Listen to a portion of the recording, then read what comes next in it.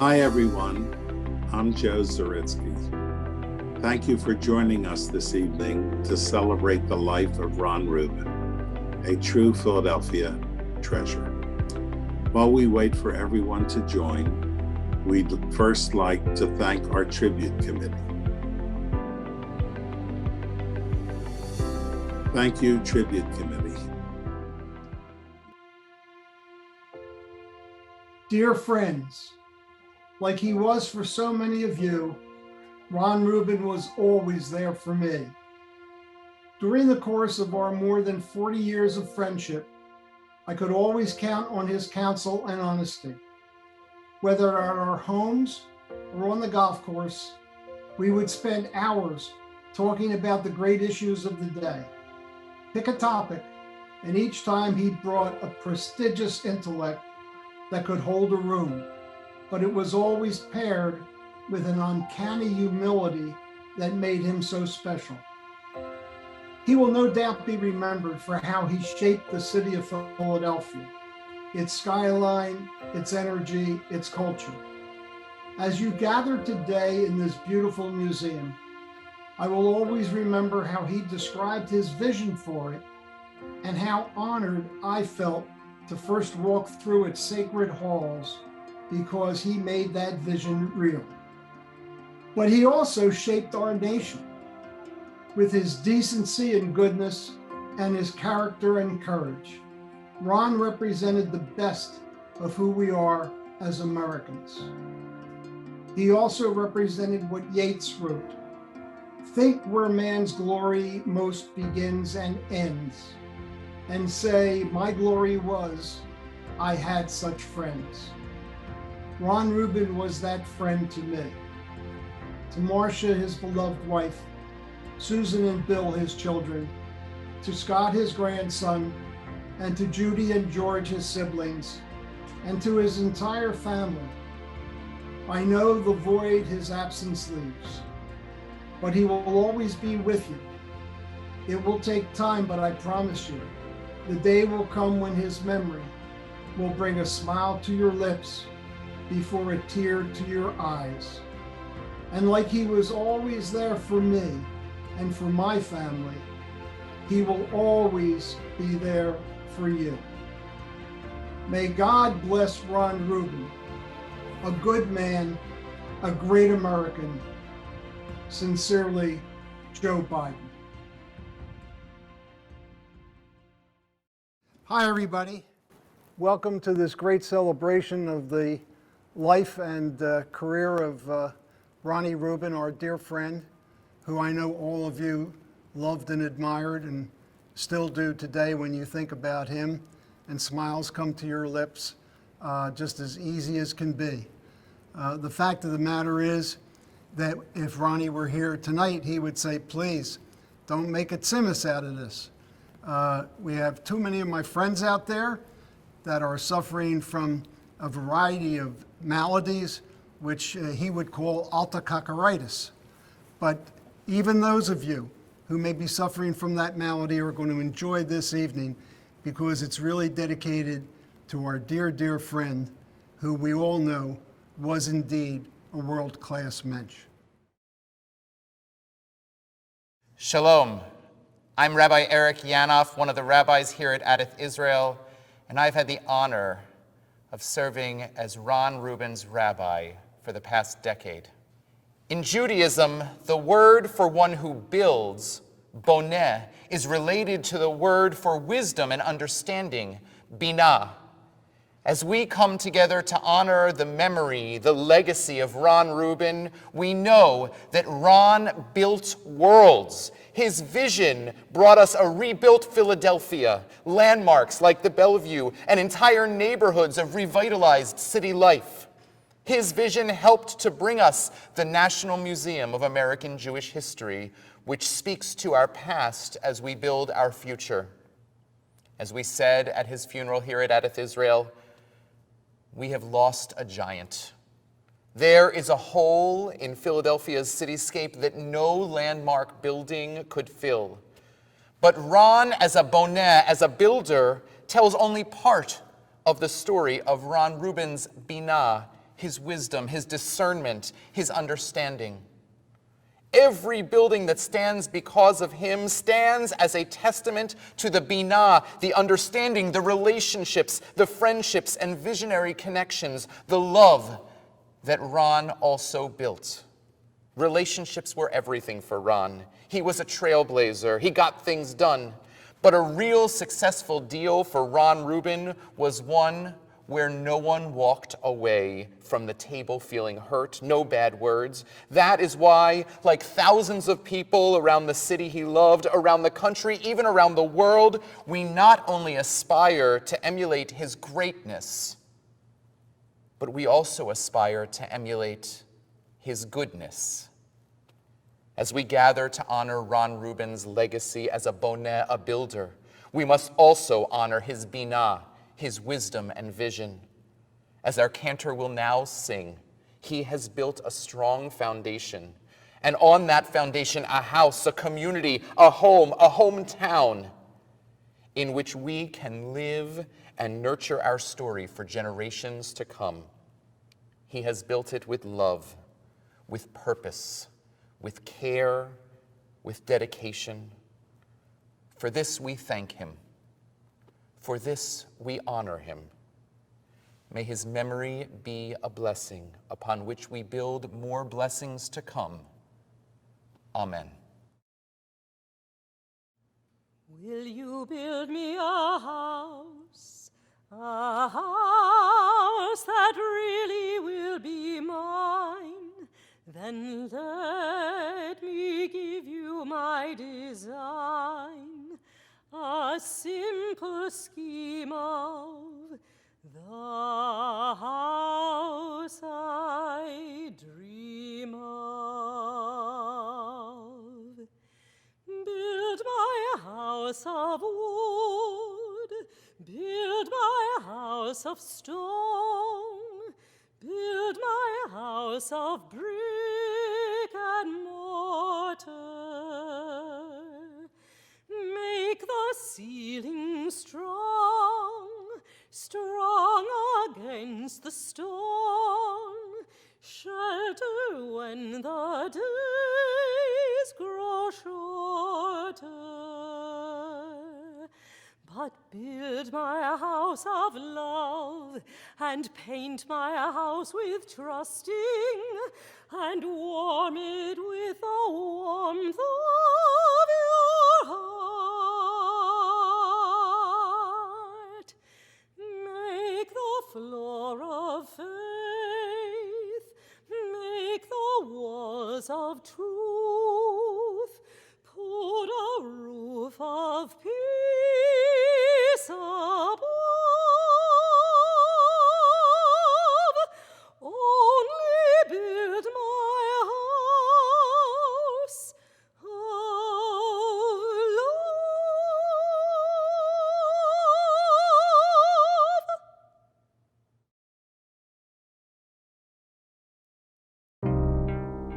love. I first met Ron in late 1989. He had just agreed to chair the Center City District. The mid-'80s to late '80s was a really strong, optimistic period of time for the city. And then '88, '89, there was a national recession that really severely hit real estate and particularly hit Philadelphia. Philadelphia's financial situation got steadily worse, and literally the city was heading towards bankruptcy. So if you walked around Center City, there would have been new buildings on the skyline. Liberty 1, Liberty 2 was underway, the Mellon Bank Center, and litter and graffiti all over the sidewalks. It was, people talked about litter storms, little tornadoes of litter blowing around. Retail stores on Chestnut and Walnut, all that closed at 5:30. Their security gates rolled down, covered with graffiti. Everyone went home. So except for a handful of places, Center City was really empty at night. And it just sent this message that things were really slipping and out of control. And the particular story that Ron always told why he decided he needed to create the Center City District. He was about to bring the folks from Tiffany's to the Bellevue. And Ron said, oh my God, let me think, what route can I walk? Where there's not going to be litter and graffiti and homeless people on the sidewalks. It's going to scare the people from Tiffany's. They're never going to come back. He called the mayor and said, Mayor, I've got this problem. I'm going to try to bring these people through. And the downtown is really not ready for prime time. And the mayor said, look, our resources are really thinned out, but you tell me the time of day and the route you will take, and I'll make sure it's cleaned up. And Ron said, at that moment, I knew we had to create the Center City District. But this was a moment where I think he really crossed the threshold. There's a line he'd use over and over again. He said, look, I've got 15 properties here in Center City. I keep them all clean and safe. I don't need this district. But if my 15 properties are islands of cleanliness and safety in a downtown that no one wants to come to, it's bad for my business and it's bad for your business. First reaction from people was, are you crazy? I already pay too many taxes, the services are terrible, and you want me to pay more. Ron really prided himself on a set of relationships, on business deals, where you never had to win 100%. The other guy or the other woman had to walk away feeling like they won too. It was sort of part of his DNA. He really stepped forward. It was Ron who really sold this message in the business community. Yeah, we can all do our own individual thing, but we really need to come together to revitalize the center of the city. From ABC, this is World News Tonight. Since the program began, there have been 2,000 fewer reported crimes in the district than at this time last year, a drop of 22%. Ron was born in the city, loved the city, and so this was not about, the competition for his firm. He wanted Center City to really excel. He wanted to restore the great Philadelphia he remembered growing up, and he wanted the city to really exceed, I think, where it was today. It was more that kind of broad vision for the city that really motivated him.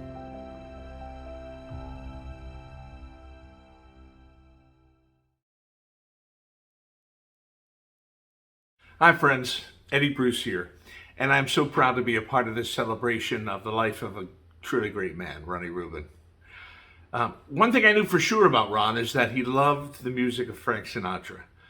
And as I looked for a song that would really epitomize what Ronnie was all about from Sinatra's songbook, I came across this one, and I thought that's really what I want to say, so I hope you like it.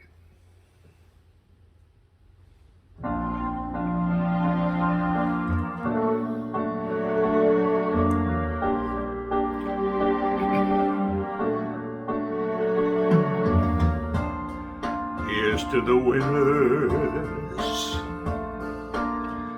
lift up the glasses. Here's to the glory still to be. Here's to the battle, whatever it's for, to ask the best of ourselves, then give much more. Here's to the heroes, those who move mountains. Here's to the miracles they make us see. Here's to all brothers, here's to all people, here's to the winners all of us can be.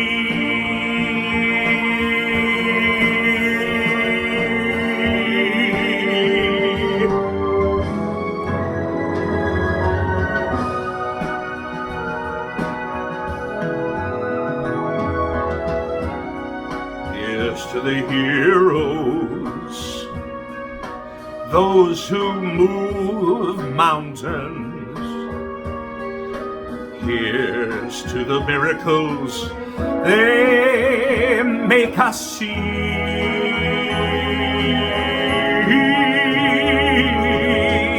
Here's to all brothers, here's to all people, and here's to the winners all of us can be.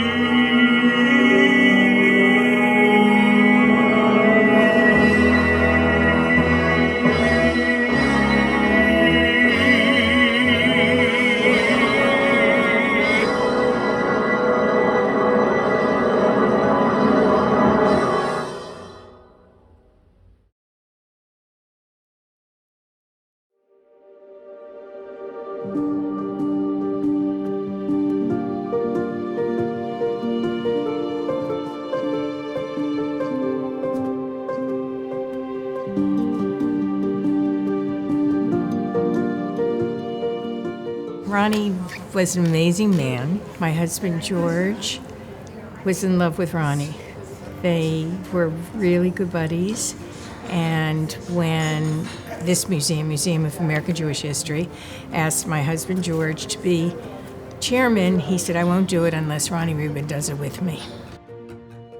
I have really fond memories that go back so many years. And it's very interesting that later in your life that this little boy that you used to see and play with became the person that he did. The traits that I found to be most important about him was his caring for people. That came out in everything that he did. So that when he saw a project or he knew of anyone that was in need, he was there for them. And when he was your friend, he was your friend. I watched Ron after some of his friends' mates died. He would always include the other mate, even though they were alone. He would take them on vacations with them and never let them be alone. So I do feel that the most important trait that he had was how he could relate to people. That he was a mentor. He was a fabulous mentor. He helped you through issues that you couldn't see as well as he could. He was honest. He was trustworthy. He was no nonsense. He was a bottom line person. You talk to him about things, he'd say, okay, what's the bottom line? He was a very special human being.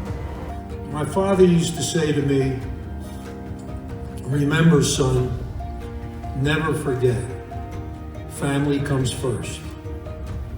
He was a wonderful family man.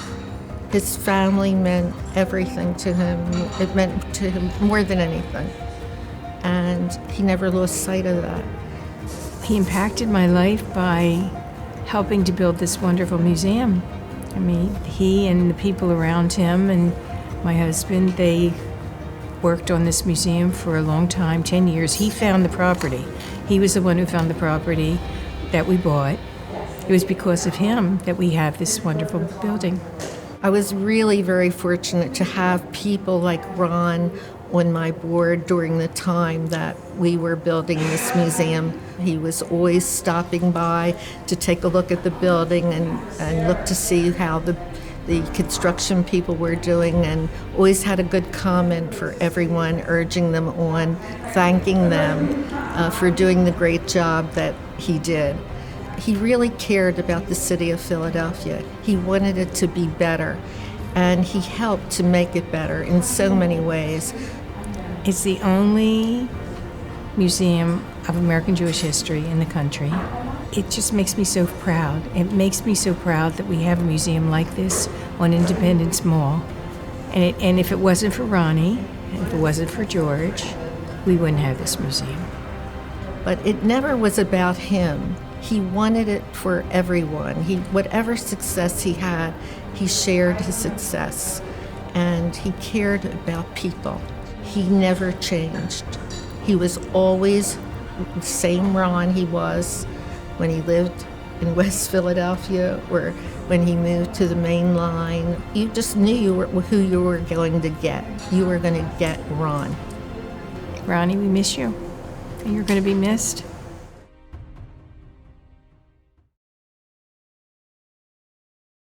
I want to thank everybody who participated in making this celebration of Ron's life and his memorial so special.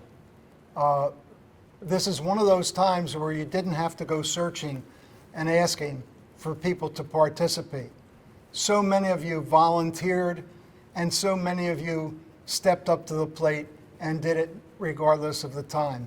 And I'm not surprised, and none of us should be surprised, that that is the case. As we all know, everything that Ron touched in this city and in this world, he left better for all of us, including ourselves. The fact that he touched us made us better people. And so I can't thank you enough for your participation. You're now going to be enjoying a video about Ronnie. And I think you're going to say when it's all over that it really captured who he was the love that he had for the city, the love that he had for his family above all else, and the love that he had for all of us. I've said it many times before, and I'll repeat it again. Ron Rubin was the best of all the great men I've ever known, and a total world-class mensch. I have to say, God willing, if my mother was here and she listened to all these things that were said, she would say, "Who they talking about?"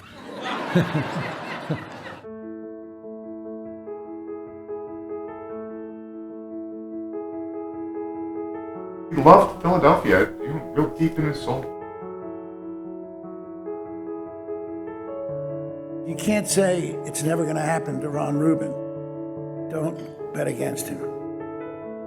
Ron always was reaching beyond just his own interest, his own business self-interest. What would be good for the city of Philadelphia?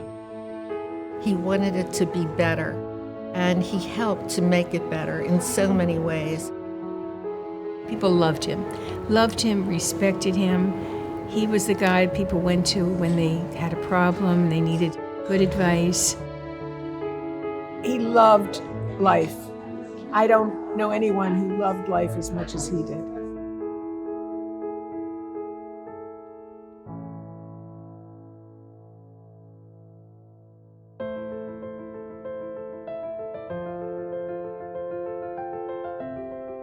We lived in West Philly on 6203 Ave. One of the early stories, though, of what he was doing before he joined the family business was he used to check eggs for the yolks. He would candlelight eggs. And every time I found a double yolk egg, he gave me a penny. He never talked about the tough times, and you imagine there were a lot of tough times because he grew up during the war. His parents were in the Depression, and one of the stories was they had an event in the ballroom. My grandmother was taking the loaves of bread. My great-grandfather looked at her and says, "What are you taking the bread for? We own the building." They still had that mentality, that we were poor and came from nothing mentality. And even when they found success, they never really let go of it. Ron used to play crap on the street, throwing the dice. So he was somewhat, you might call, wild when he was younger. He flunked out of Penn State. Yeah. And Pop was very angry. Pop said to my grandfather, "You're a real disappointment." And that changed the course of his life. That one sentence changed everything. And he said, "I'm not going to be a disappointment." Fly me to the moon, let me play among the stars, and let me see what spring is like on Jupiter and Mars. Well, in the early days, he was working, Pop owned apartments, and he would go around collecting the rent. He wanted to be the big shot, so he strived, he pushed it. Baby, kiss me. Fill my heart with song and let me sing forevermore. He was making history in Philadelphia as the man whose vision was now being implemented to create Center City the way it is today. Please be true. The creation of the Center City District, I think, is a particularly important legacy. The vitality of Center City, Philadelphia, Broad Street in particular, the creation of the Avenue of the Arts. It was Ron who really led the charge to create it and make it happen. Ron was involved in the early meetings talking about building the Kimmel Center. Everything we went through, every major deal, was always with Ron's guidance and Ron's influence. This focus on cleanliness and safety, street lighting, vitality in the streets, that businesses are open at night, that there are chairs and tables outside for outdoor cafes. All of that was really made possible by Ron's leadership to say, businesses have an obligation to invest in the public environment beyond the walls of their building. He not only had the vision, but he made these things happen. I love you. Ron was fun to work for. He had many, many sayings. People call them Ronnieisms, whatever, but he had many philosophical things to say. His number one thing was relationships were everything. Relationships, Lyn. It's all about relationships. Relationships were the most important thing in the world to Ron Rubin. That's historical. It was probably his number one Ronism, if you will. He built his whole reputation, his whole business on relationships. He was always the person you could go to when you had a new idea, a new project, and you wanted to test it. I stumbled across a building in 1994 that I thought would be a great development opportunity. That building was the PSFS building, and I wanted to partner with somebody. And there was only one person in Philadelphia, and that was Ron Rubin. He loved having that corner office where he could see City Hall, and he could look down Broad Street. He felt like he was in the middle of it all. And that's what he loved. He loved to be in the game. That's what he would tell me. I'm in the game. 20-year-olds right now have no idea of the history of the Bellevue. This legendary hotel that way back, in 1976 went through Legionnaire's disease. This building was a disaster when they bought it. I mean, nothing worked. There was no elevators that worked. The place had been vacant for years, but it was a great piece of Philadelphia history that it seemed everyone wanted to demolish. Nobody thought the Bellevue could ever survive, could ever turn around its fortunes, but one man stepped forward. And since nobody else was saving it, he was going to save it. I just remember my pop worked very long hours. He'd be 7 in the morning till 7 at night. And he stepped in and made this incredibly wonderful revitalization of this great and historic building. They turned it into this busy hub. You'd be in the lobby and it was like Grand Central Station, just people walking all over the place. Ron Rubin wouldn't take no for an answer. He saved the Bellevue.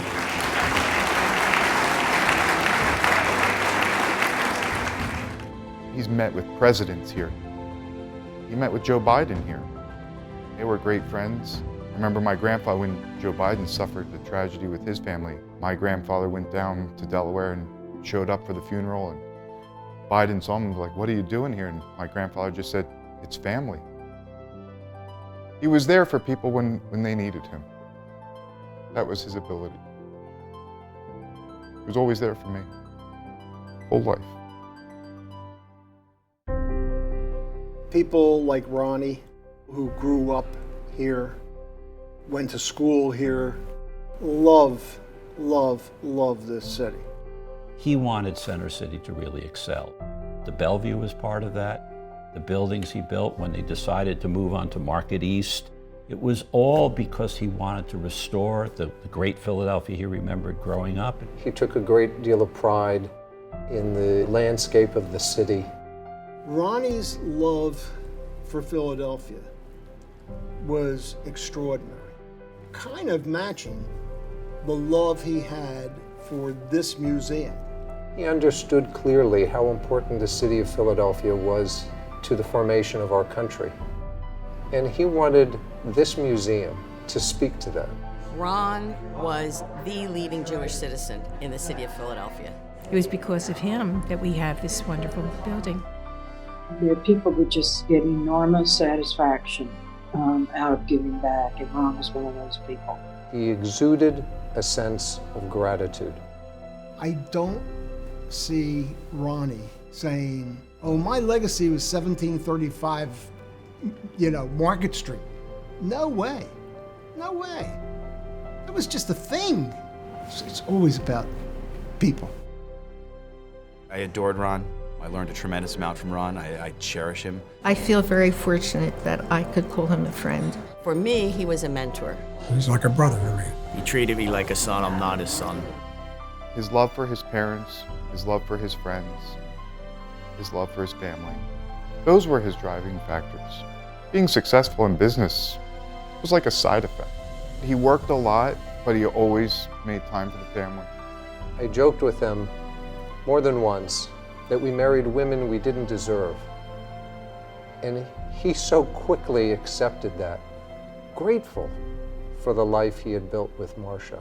In the middle of a meeting, if the phone rang and it was Marcia on the phone, he would say, "Excuse me," to whoever he was talking to. He loved her more than anything. She was absolutely his number one.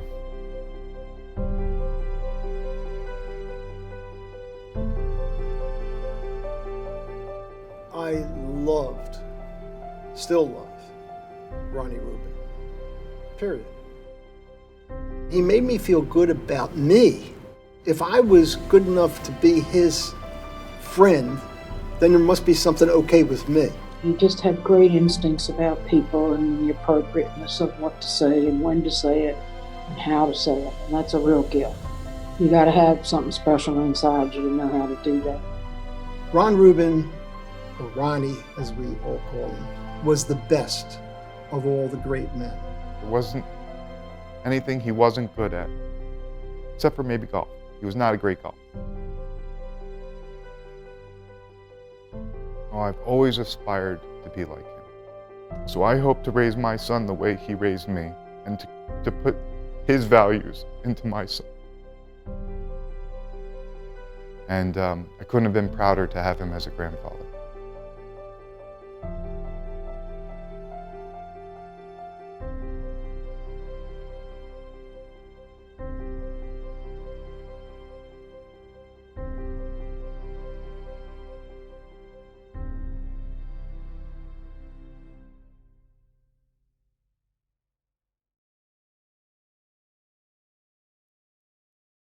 Hi, Eddie Bruce with you. You know, I heard through the grapevine that this particular Sinatra song was Ronnie's very favorite. And I can just see he and Marcia dancing on all those beautiful dance floors and all the great buildings with the ballrooms that he created for me to play in. So I'm very grateful for that. And I'm also grateful to sing this particular song for this celebration because it was Ronnie's favorite and it features the great Count Basie Band. It's a lot of people's favorite, you know?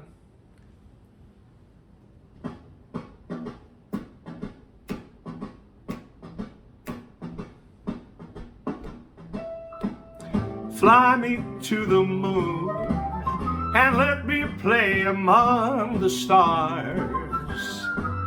Let me see what spring is like on Jupiter and Mars.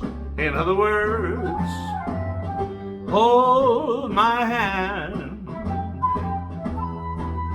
In other words, darling, kiss me.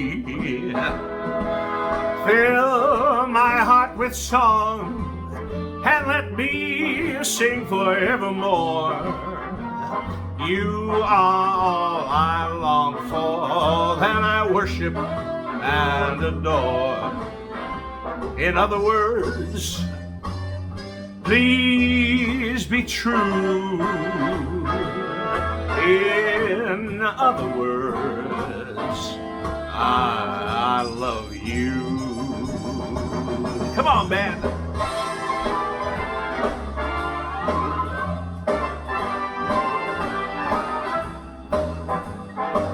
Dance break, I hope you're dancing.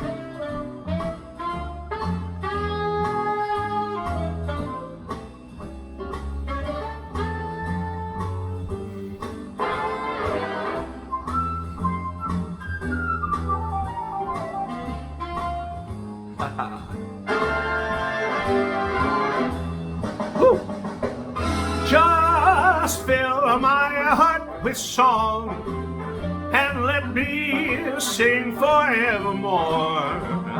You are all I long for, all I worship and adore. In other words, please be true. In other words,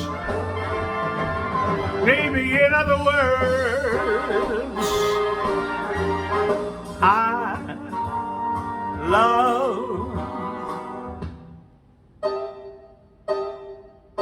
you.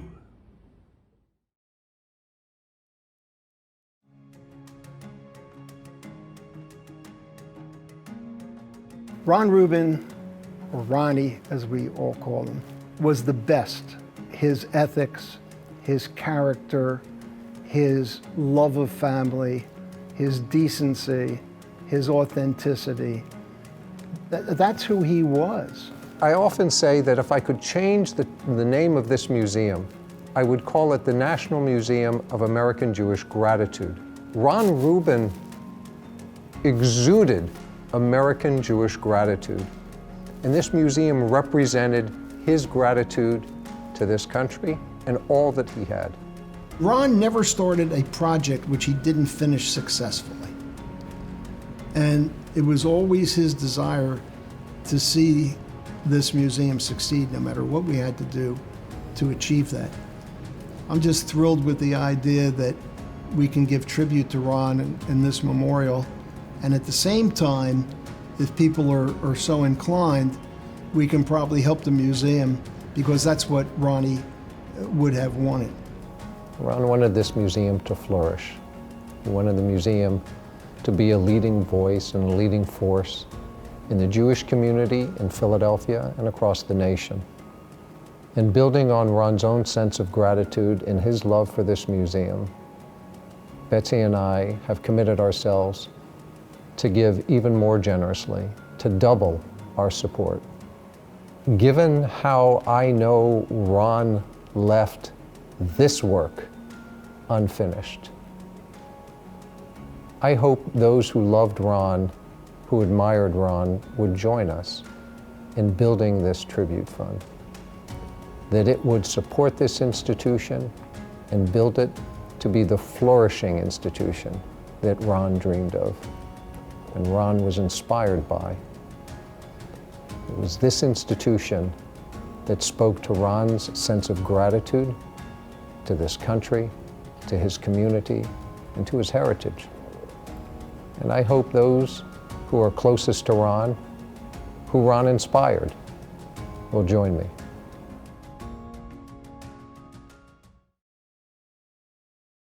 Folks, as we draw to a close here tonight, I want you to think to yourselves of the kind of light that Ron shed wherever he went, and what a better city we are, what a better people we are, what a better museum family we are for his life and his presence.